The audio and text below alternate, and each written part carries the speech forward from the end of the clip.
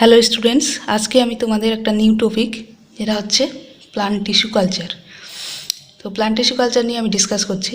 তো plant tissue culture হচ্ছে এমন একটা পদ্ধতি যেখানে আমরা কোনো একটা প্ল্যান্ট বা উদ্ভিদের কোনো একটা অংশ, তো এটা একটা উদ্ভিদ, সেখানে উদ্ভিদের কোনো পার্ট যেমন হচ্ছে এমব্রায়ো হতে পারে, সিড হতে পারে, তারপর সেল হতে পারে, টিস্যু হতে পারে। সেই উদ্ভিদের ছোট্ট কোনো অংশ থেকে যদি আমি সেটাকে কোনো নিউট্রিয়েন্ট মিডিয়াতে কালচার করি, হরমোন দিয়ে, ভিটামিনস দিয়ে বা বিভিন্ন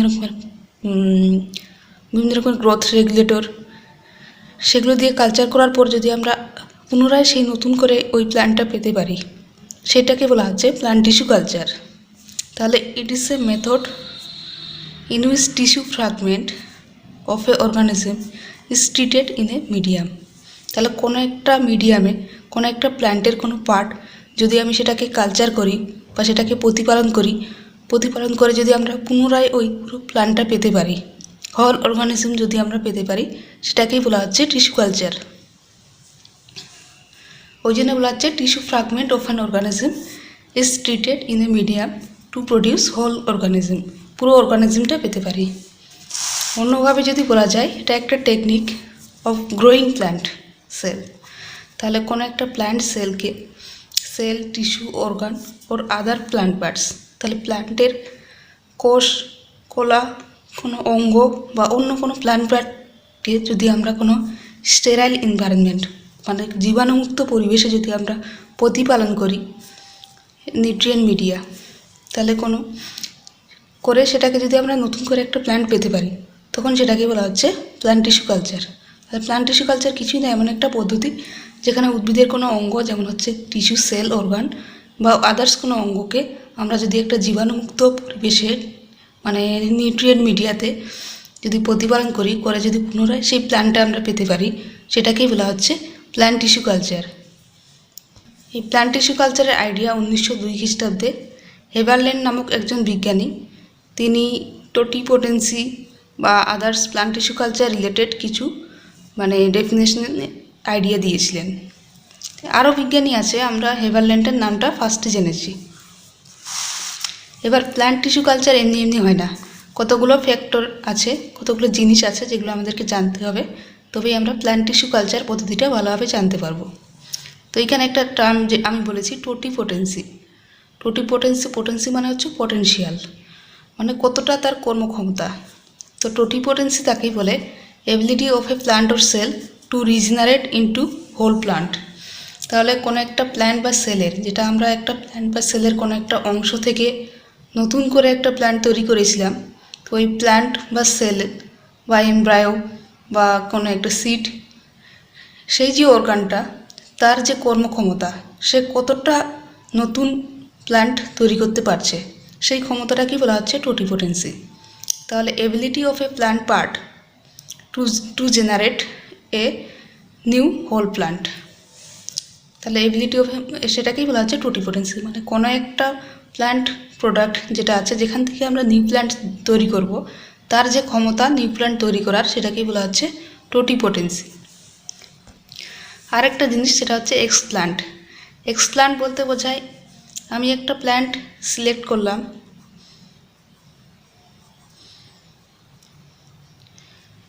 সিলেক্ট করে আমি দেখলাম যে এই প্ল্যান্টের এই জায়গাটুকু মানে এই পিটিওলটুকু নিয়ে আমি একটা নতুন প্ল্যান্ট তৈরি করব।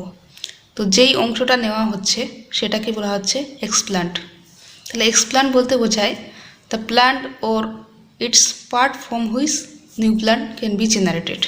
তাহলে কোনো একটা প্ল্যান্ট বা প্ল্যান্টের কোনো একটা অংশ যেখান থেকে আমরা, যেটা সিলেক্ট করার পর আমরা কালচার মিডিয়াতে আসেপ্টিক এনভায়রনমেন্ট মানে জীবাণুমুক্ত পরিবেশে প্রতিপালন করছি বিভিন্ন ভিটামিনস, নিউট্রিয়েন্টস দিয়ে, তো সেই প্ল্যান্ট পার্টটাকে বলা হচ্ছে এক্সপ্ল্যান্ট, যেটা থেকে নতুন প্ল্যান্ট তৈরি করছি। তাহলে explant or plant or it's part from which new plant can be generated.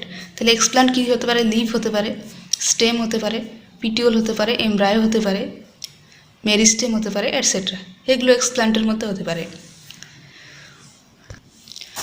আজকে আমরা যেটুকু পড়বো, আমরা জাস্ট ইন্ট্রোডাকশন যে পার্টটা আছে সেটা পড়বো, আমরা ডিটেলে আজকে পড়ছি না। শুধু প্ল্যান্ট টিস্যু কালচার কী কী এনভায়রনমেন্ট নিয়ে গঠিত, কী জিনিস দ্বারা প্ল্যান্ট টিস্যু কালচার গঠিত এবং কিছু কিছু ডেফিনেশন আছে বিভিন্ন রকমের প্ল্যান্টের পার্ট, সেগুলো সম্বন্ধে জানছি। কাল থেকে আমরা ডিটেলে ক্লাস কালচার, টিস্যু কালচার, তারপর এমব্রায়ো কালচার, সেগুলো সম্বন্ধে জানবো।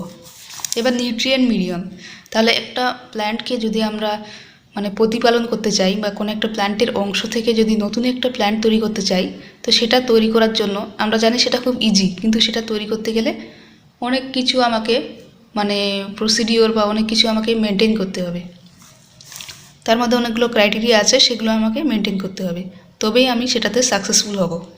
তো এইরকম এটা এই যে পুরো কাজটা করা হয়, সেটা কিন্তু এমনি পরিবেশে করা যায় না। এর জন্য চাই পুরোপুরি একদম আসেপ্টিক,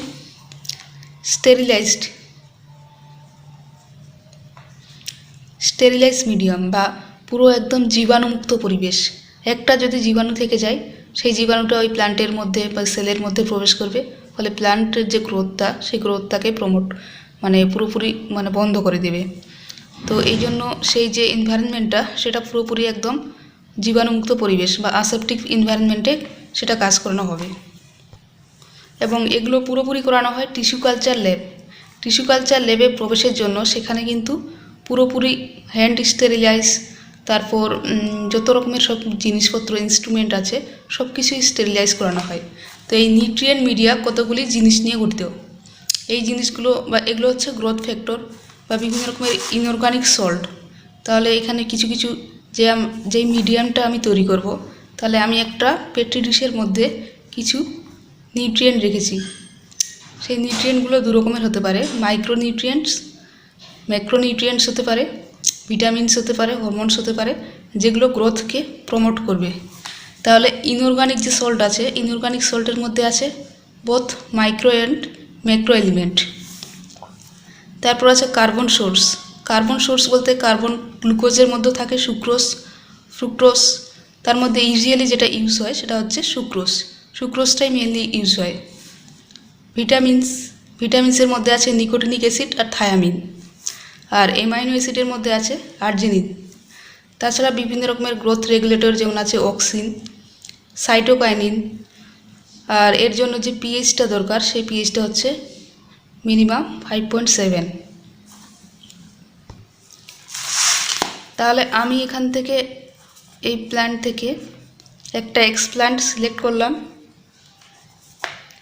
করার পর তারপর সেটা আমি স্টেরিলাইজ করলাম বা জীবাণুমুক্ত করলাম। জীবাণুমুক্ত করার আবার বিভিন্ন রকমের পদ্ধতি আছে, সেটা আমি পরে বলছি।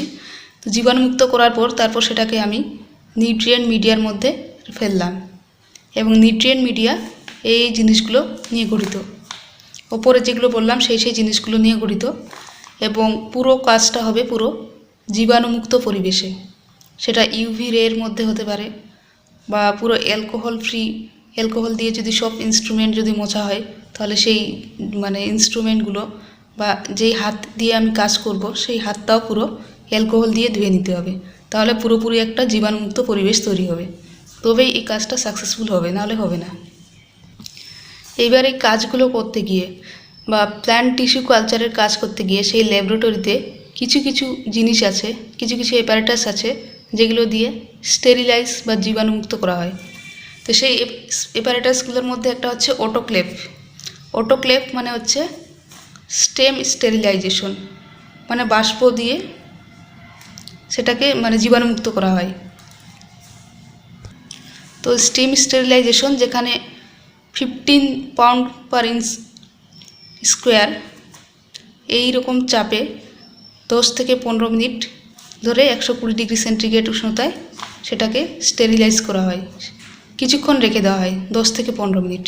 তারপর সেখানে যে ইনস্ট্রুমেন্টগুলো আছে, ফার্স্টে যে ইনস্ট্রুমেন্টগুলো আছে, যেমন হচ্ছে কাঁচি, ফোরসেপ, তারপর হচ্ছে বিভিন্ন রকমের টেস্ট টিউব, সেগুলো ফার্স্টে ধুয়ে নেওয়া হয়। ধুয়ে নিয়ে তারপর সেগুলোকে কাগজ দিয়ে ঢেকে রাখা হয়, কাগজ দিয়ে পুরো বেঁধে দেওয়া হয়। তারপর সেগুলোকে যে অ্যাপারেটাস আছে অটোক্লেভ, তার মধ্যে 15 পাউন্ড পার ইঞ্চ স্কোয়ার এরকম চাপে অটোক্লেভের মধ্যে ঢুকিয়ে রাখা হয় 10 থেকে 15 মিনিট। তারপর সেগুলো নামিয়ে নেওয়া হয়। আরেকটা আছে laminar air flow. Laminar air ফ্লোতে ইউভি রে একটা টেবিলের মতো জায়গা আছে, কাঁচের ওপর পুরো একটা ঘরের মতো, এবং এখানে ইনস্ট্রুমেন্ট গুলো রাখানো হয়, আর সেখানে ইউভি রে চালনা করা হয়। এইভাবে যে ইনস্ট্রুমেন্টগুলো আছে সেগুলো পুরো জীবাণুমুক্ত হয়ে যায়। এই লেমিনার এয়ারফ্লোর মাধ্যমে কিছুটা স্টেরিলাইজ করা হয়। তো স্টেরিলাইজেশন বা জীবাণুমুক্তকরণ এটা একটা পদ্ধতি, method used in tissue culture laboratory. Tissue culture ল্যাবরেটরিতে এটা একটা খুব একটা ভাইটাল জিনিস, যেখানে স্টেরিলাইজ করা হয়। অল মেটেরিয়ালস যেমন হচ্ছে vessels, instrument, medium etcetera used in culture work must be free from microbes. তাহলে যত রকমের ইনস্ট্রুমেন্ট সেই কাজে ব্যবহৃত হয় সবগুলোই স্টেরিলাইজ করা হয়। এবারে এই স্টেরিলাইজেশনটা বিভিন্ন রকমভাবে হয়। একটা হচ্ছে ড্রাই হিট ট্রিটমেন্ট। তাহলে কখনো কখনো আগুনের যে ফ্লেম আছে, আগুনের যে শিখা আছে, সেখানে আমরা যদি একটু ফোরসেপকে দিয়ে দিই, তাহলে আগুনের মাধ্যমেও কিন্তু স্টেরিলাইজ জীবাণুমুক্ত করা হয়। কোনো একটা ফোরসেপকে কিছুক্ষণ ধরে আগুনে রাখলে সেটা পুরোপুরি জীবাণুমুক্ত হয়ে যায়। হিট দিয়ে করানো হয়। এই যে ফ্লেম স্টেরিলাইজেশন, এটা হচ্ছে ফ্লেম স্টেরিলাইজেশন। তারপর অটোক্লেভিং। অটোক্লেভিংটা আমি যেটা বললাম, ওই যন্ত্রটার মধ্যে স্টিম স্টেরিলাইজেশন করা হচ্ছে। তারপর ফিল্টার স্টেরিলাইজেশন, 70% ইথানল দিয়ে ডুবিয়ে কিছুক্ষণ রাখলে স্টেরিলাইজ হয়। সারফেস স্টেরিলাইজেশন, সারফেস বলতে কোনো একটা জিনিসকে আমি অ্যালকোহল দিয়ে মুছে নিলাম, ফলে ওই সেই জায়গাটা স্টেরিলাইজ হয়ে গেল, এটাকে বলা হচ্ছে সারফেস স্টেরিলাইজেশন। আরেকটা জিনিস দরকার, সেটা হচ্ছে কালচার মিডিয়া। তা কালচার মিডিয়ার generally compost of inorganic salt plus আমি যে আগে নিউট্রিয়েন্ট মিডিয়াটা দিয়েছিলাম, যেটাতে আমি ওই এক্সপ্ল্যান্টটাকে বা প্ল্যান্টের পার্টটাকে আমি প্রতিপালন করব, সেই মিডিয়াটাকে বলা হচ্ছে কালচার মিডিয়া। তো কালচার মিডিয়া কিছু কিছু ইনঅর্গানিক সল্ট নিয়ে গঠিত, কিছু কিছু ভিটামিন নিয়ে গঠিত, কিছু কিছু অর্গানিক নিউট্রিয়েন্ট নিয়ে গঠিত, কিছু কিছু হরমোন নিয়ে গঠিত। এগুলো একটা নির্দিষ্ট রেশিওতে, নির্দিষ্ট একটা অনুপাতে মেজার করে তারপর সেখানে ইনপুট করা হয়। যার মধ্যে যতটা ভালোভাবে সেই অনুপাতে মেশানো হবে, তার গ্রোথটা ততটা বেশি অ্যাপ্রোপ্রিয়েট হবে। এবার এই পুরো প্লান্ট টিস্যু কালচার প্রসেসটা করতে গিয়ে কতগুলো স্টেপ আছে। তাহলে ফার্স্ট স্টেপ কি? ফার্স্টে আমাকে যে প্ল্যান্টটা আছে সেই প্ল্যান্টটা আমি সিলেক্ট করব, একটা হেলদি প্ল্যান্ট, ভালো প্ল্যান্ট, যার মধ্যে ভালো বৈশিষ্ট্য আছে, বা যেটা আমি চাই, আমার যে কাঙ্ক্ষিত যে বৈশিষ্ট্য, যে প্ল্যান্টটা আমি সিলেক্ট করেছি তার বৈশিষ্ট্যের উপর ভিত্তি করে, যেটা আমার উদ্দেশ্য, সেই উদ্দেশ্যে আমি সিলেক্ট করেছি। তাহলে সিলেকশন অফ এ প্ল্যান্ট। তারপর সেই প্ল্যান্ট থেকে আমি হয় তার সেল নিলাম, বা তার টিস্যু নিলাম, বা তার সিড নিলাম, বা এমব্রায়ো, যে কোনো জিনিস নিলাম, সেই প্রত্যেকটাই হচ্ছে একটা এক্সপ্ল্যান্ট। তাহলে সেই এক্সপ্ল্যান্টটাকে আমি আইসোলেট করলাম। তাহলে ধরুন ওই প্ল্যান্ট থেকে একটু পাতার একটু অংশ আমি নিয়ে নিলাম, সেটা হচ্ছে এক্সপ্ল্যান্ট। তারপর আমি স্টেরিলাইজেশন অফ এক্সপ্ল্যান্ট, তারপর যেই এক্সপ্ল্যান্টটা নিলাম সেটাকে আমি স্টেরিলাইজ করলাম, হয় অ্যালকোহল দিয়ে ধুয়ে নিলাম, বা অন্য কোনো স্টেম দিয়ে মেনলি করা যাবে না, টিস্যুগুলো নষ্ট হয়ে যাবে। তো আমি অ্যালকোহল দিয়ে সেটাকে ধুয়ে নিলাম, সেটা পুরোপুরি জীবাণুমুক্ত হয়ে গেল। তারপর হচ্ছে ইনোকুলেটিং। ইনোকুলেটিং হচ্ছে সেই মিডিয়াতে আমি সেই এক্সপ্ল্যান্টটাকে ইন্ট্রোডিউস করলাম, সেই মিডিয়ামের মধ্যে রাখলাম। ইনোকুলেশন হচ্ছে এমন একটা পদ্ধতি, ধরে নাও কোনো একটা জিনিস, সেটাকে আমি অন্য একটা জিনিসে পরিণত, দুধকে দইয়ে পরিণত করব। তো দুধকে দইয়ে পরিণত করার জন্য আমি কিছুটা দই আগে থেকে রেখে দিয়েছিলাম। এই কিছুটা দই তারপর দুধে আমি এড করলাম, এই যে জিনিসটা আমি দিলাম সেটাকে বলা হচ্ছে ইনোকুলাম। এটাকে বলা হচ্ছে ইনোকুলাম। আর সেটা দেওয়ার পর যে দুধের আস্তে আস্তে অবস্থার পরিবর্তন ঘটবে, সেটা দেওয়ার পর দুধের মধ্যে একটা রিয়াকশন হতে শুরু করবে, তার সেটা ইনোকুলেটিং করতে শুরু করছে, এটাকেই বলা হচ্ছে ইনোকুলেটিং। তারপর হচ্ছে ইনকিউবেশন। ইনকিউবেশন হচ্ছে একটা নির্দিষ্ট টাইম পিরিয়ড রাখা হবে, যাতে সেটা আস্তে আস্তে রিয়াকশন করতে করতে অন্য একটা অবস্থায় পরিণত হবে, সেটাকে বলা হচ্ছে ইনকিউবেশন পিরিয়ড, তার মধ্যে আস্তে আস্তে রিয়াকশন হতে শুরু করেছে। তারপর হচ্ছে ইনিশিয়েশন। তাহলে ইনকিউবেশন করার পর আস্তে আস্তে সূচনা হচ্ছে, সেটা নতুন প্ল্যান্টটা আস্তে আস্তে ডিভিশন, ডিফারেন্সিয়েশন, রিডিফারেন্সিয়েশন এরকম করতে শুরু করছে, সেটাই ইনিশিয়েশন, তার সূচনা হয়েছে। তারপর হচ্ছে সাবকালচারিং। সাবকালচারিং মানে হচ্ছে আমি যেই মিডিয়ামটা নিয়েছিলাম পেটি ডিশের মধ্যে, সেই মিডিয়ামটাতে যে হরমোন ছিল, যে নিউট্রিয়েন্ট ছিল, সেগুলো আমি আস্তে আস্তে চেঞ্জ করে দিলাম। চেঞ্জ করে দিয়ে নতুন আবার হরমোন, তারপর বিভিন্ন রকমের nutrient, carbon, nitrogen, phosphorus, macronutrients, micronutrients, যেগুলো উদ্ভিদের বৃদ্ধির জন্য খুব দরকার, সেগুলোকে আমি চেঞ্জ করে দিলাম। আগে যেটা ছিল সেটা ফেলে দিলাম, দিয়ে নতুন কিছু অ্যাড করে দিলাম, সেটাকে বলা হচ্ছে সাবকালচারিং।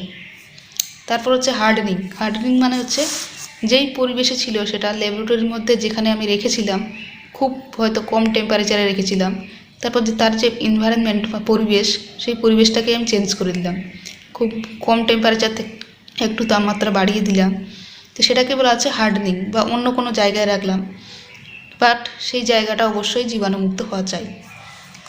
লাস্ট যে স্টেপটা আসছে সেটা হচ্ছে transfer of plants to greenhouse. তারপর শেষে দেখলাম যে পাতা একটা বেরিয়ে গেছে, 2-4টে পাতা বেরিয়ে গেছে, তারপর সেটাকে আমি কোনো গ্রিন হাউসে বা অন্য কোনো জায়গায় সেটাকে প্রতিস্থাপন করলাম। এবার হচ্ছে টাইপস, মানে প্ল্যান্ট টিস্যু কালচার। বিভিন্ন রকমের কালচার করা যায়, সেটাকে হচ্ছে প্ল্যান্ট টিস্যু কালচার। এর যে টাইপসগুলো, তো প্ল্যান্ট টিস্যু কালচারের মধ্যে সিড কালচার হতে পারে, এমব্রায়ো কালচার হতে পারে, সেল কালচার হতে পারে, কেলাস কালচার হতে পারে, pollen culture, organ culture, protoplast culture, meristem culture. আর এগুলো ছাড়াও আরও আছে, তোমাদের সিলেবাসে সব কিছুই নেই। কেলাস কালচার আছে, প্রোটোপ্লাস্ট কালচার হয়তো আছে, তো যেগুলো আছে সেগুলো আমি পড়িয়ে দেবো। এরপর এর মধ্যে যে অ্যাডভান্টেজগুলো আছে সেগুলো কি? অ্যাডভান্টেজ হচ্ছে এর মধ্যে যে সুবিধাগুলো, production of exact copies of plants that produce particularly good flowers fruit. তাহলে আমার যদি মানে থাকে, আমার ইচ্ছে থাকে যে আমি একটা ফুলের বাগান তৈরি করব, তাহলে আমি কম সময় অনেকগুলো ফুলের গাছ আমার চাই। তাহলে সেই প্ল্যান্ট টিস্যু কালচারের মাধ্যমে আমরা একসঙ্গে অনেকগুলো প্ল্যান্ট তৈরি করতে পারবো, এবং সেখান থেকে আমার যদি ফুলের দরকার হয় ফুলের গাছ পালন করতে পারবো, যদি ফলের দরকার হয় ফলের গাছ পালন করতে পারবো। তাহলে কোনো একটা প্ল্যান্টের মানে ভালো বৈশিষ্ট্যযুক্ত প্ল্যান্টের এক্স্যাক্ট কপি, মানে ক্লোনের মতো ঠিক এক্স্যাক্ট কপি প্ল্যান্ট তৈরি করা যাচ্ছে। এটা ক্লোনই হবে two quickly produce mature plant. তাহলে এটা খুব কম সময়ের মধ্যে একটা ম্যাচিওর প্ল্যান্ট তৈরি করা যাচ্ছে, যেখানে দেখা যায় যে সিড থেকে পলিনেশন হতে, সিড তৈরি হতে, সেই সিড মাটিতে পড়ে অনেক টাইম লাগবে নতুন একটা প্ল্যান্ট তৈরি হতে, কিন্তু এখানে সেসবের কোনো বালাই নেই, খুব কম সময়ের মধ্যে খুব ভালো প্ল্যান্ট তৈরি হয়ে যাচ্ছে। The regeneration of whole plant from a cell. তার আমরা একটা সিঙ্গেল সেল থেকে আমরা পুরো একটা প্ল্যান্ট তৈরি করতে পারছি। তাহলে এটা খুব মানে একটা আশ্চর্যের বিষয় যে একটা সেল থেকে পুরোপুরি একটা অল্প টাইমের মধ্যে পুরোপুরি এক্স্যাক্ট কপিস, মানে সেই আগের মতোই, মানে প্যারেন্টের মতোই একটা প্ল্যান্ট তৈরি হয়ে যাচ্ছে।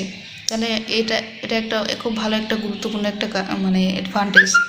তারপর হচ্ছে disease free and desire product. যেই প্ল্যান্টগুলো আমরা পাচ্ছি সেগুলো হচ্ছে আমি যেহেতু সিলেক্ট করেছি, নিশ্চয়ই আমি ভালোটাই সিলেক্ট করব। তো ভালোটা সিলেক্ট করার জন্য যে আমরা যে মানে প্ল্যান্টগুলো পাচ্ছি সেগুলো দেখছি বেশিরভাগই ডিজিজ ফ্রি, এবং সেগুলো একটা ভালো প্রোডাক্ট, যেই রকম প্রোডাক্ট আমরা মানে আশা করি। তার ফলে কি হচ্ছে ক্রপ ইমপ্রুভমেন্ট। তাহলে যে চাষিরা, কৃষকরা আছে, তারা কিন্তু ইকোনমিক্যালি খুব ইমপ্রুভমেন্ট হয়ে যাচ্ছে। তারা যেই ধানটা চাইছে সেই ধানটাই তারা প্রতিপালন করতে পারছে, অথচ কম সময়ে শুধুমাত্র একটা সিঙ্গেল সেল দিয়ে। কিন্তু এর মধ্যে একটা বড় একটা মানে ডিসঅ্যাডভান্টেজ আছে, সেটা হচ্ছে এইসব কিছু স্টেরাইল মিডিয়াম, মানে পুরো অ্যাসেপ্টিভ কন্ডিশন যেটা আছে, বা ডিজিজ ফ্রি কন্ডিশন, মানে জীবাণুমুক্ত পরিবেশ, সেই জীবাণুমুক্ত পরিবেশটা মেনটেন করার জন্য প্রচুর মানে খরচ হবে, প্রচুর ব্যয় সাপেক্ষ। এটা সাধারণ মানুষের পক্ষে করা সম্ভব নয়, কারণ সেরকম টিস্যু কালচার ল্যাবরেটরি চাই, সেখানে টেস্ট টিউব বা অ্যাপারেটাস যেগুলো আছে সব কিছু পর্যাপ্ত পরিমাণে চাই, উপযুক্ত দক্ষ কর্মী চাই, তবেই এটা সাকসেসফুল হবে, তাছাড়া হবে না। সেই জন্য এইসব কিছু মেনটেন করা মানে সাধারণ মানুষের পক্ষে সম্ভব নয়। তাই এটাই হচ্ছে এর একটা ডিসঅ্যাডভান্টেজ।